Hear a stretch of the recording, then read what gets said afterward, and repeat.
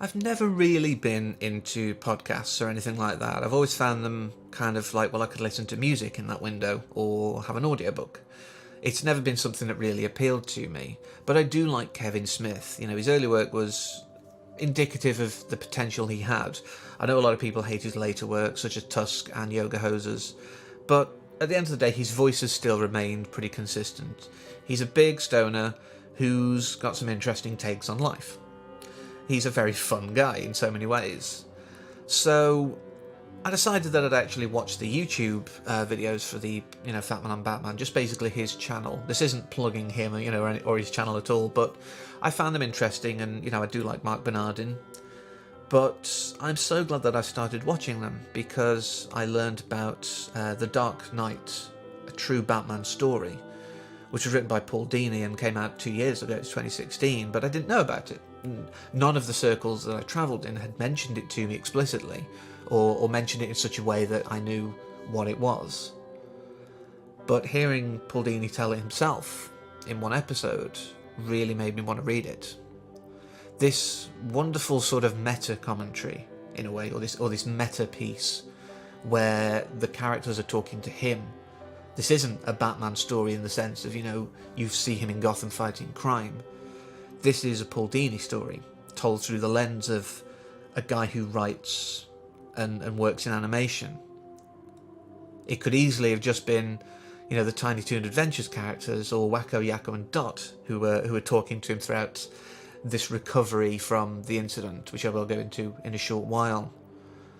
But it was Batman, because it was around the time that he was about to do Mask of the Phantasm. That was in the process. He was writing the script.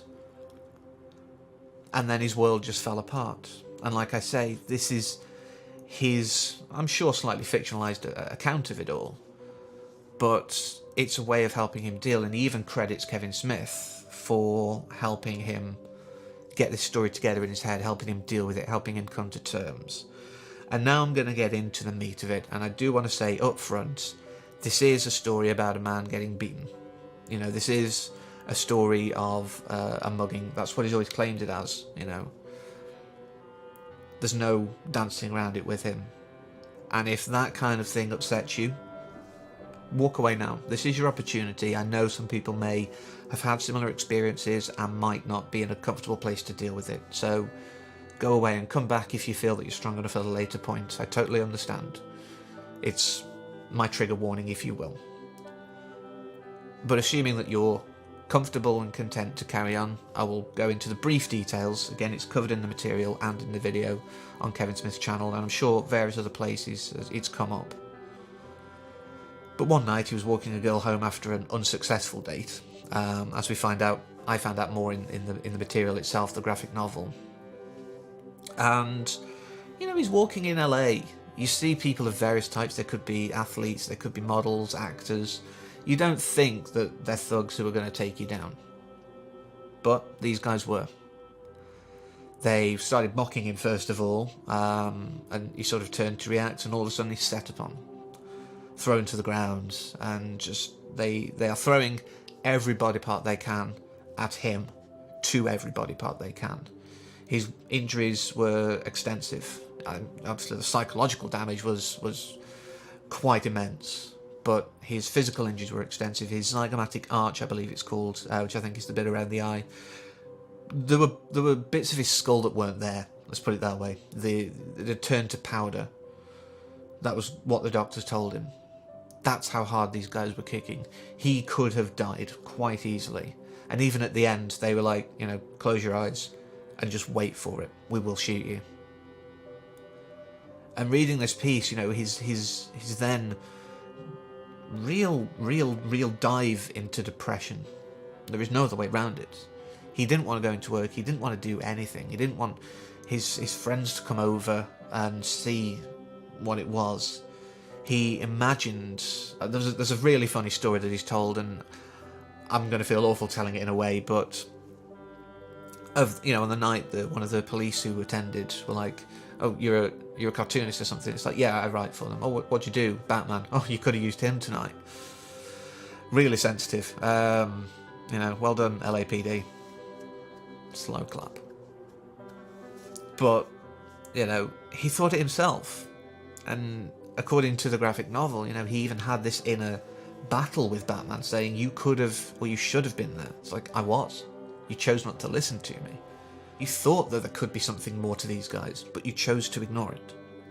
So don't blame me. And then you've got, characters like the Joker coming in going, just take it easy, just rest. Don't worry about everything else. The world will carry on without you. Just don't worry about it. Which is the last thing he needed to hear. He needed to move.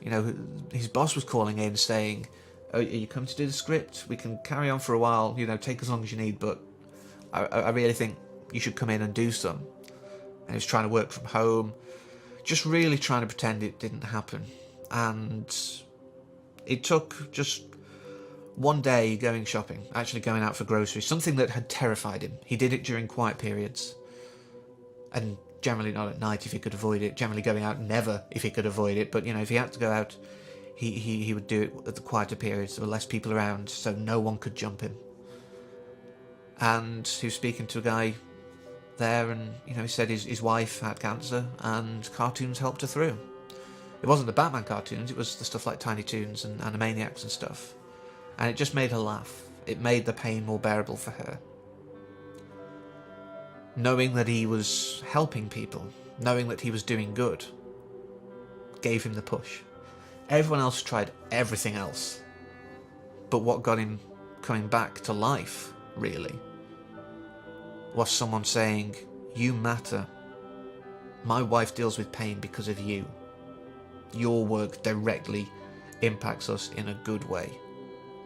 They didn't obviously belabor it that much, but it made him realise. It made him listen to Batman. It made him ignore the Joker.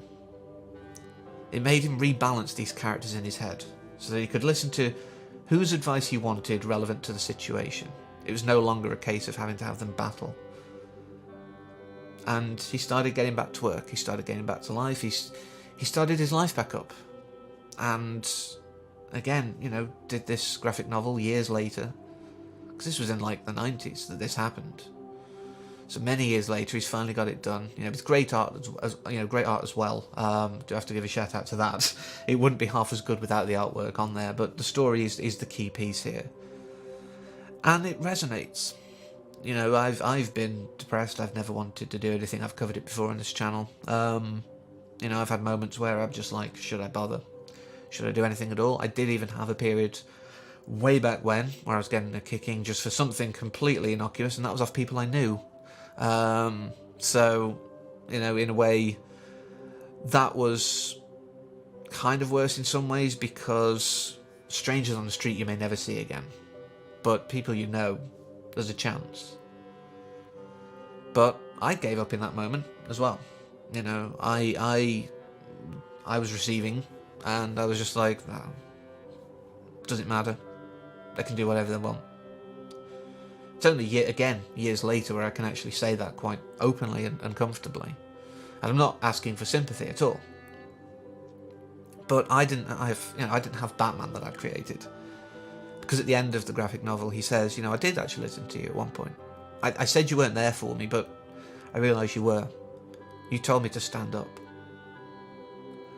And we all have that, I think, in these dark moments. Even if you've not had an exact or a very similar situation, we've all had those moments where we need our own Batman. Even if it's not, smashing these guys' heads in or whatever, righting the wrongs, but just telling us to get up, like we've seen in the films. Why do we fall? To learn how to get up again.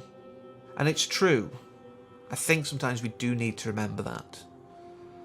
But the other thing to remember, and one of the big takeaways for me from this, is that if you're impacting other people's lives in a positive way, that's a good thing.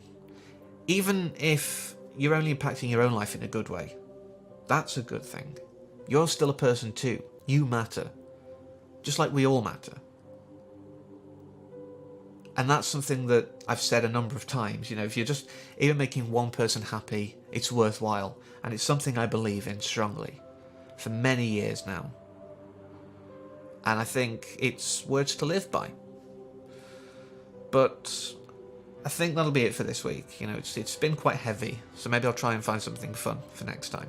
And I do hope you'll join me. But until then, as always, take care.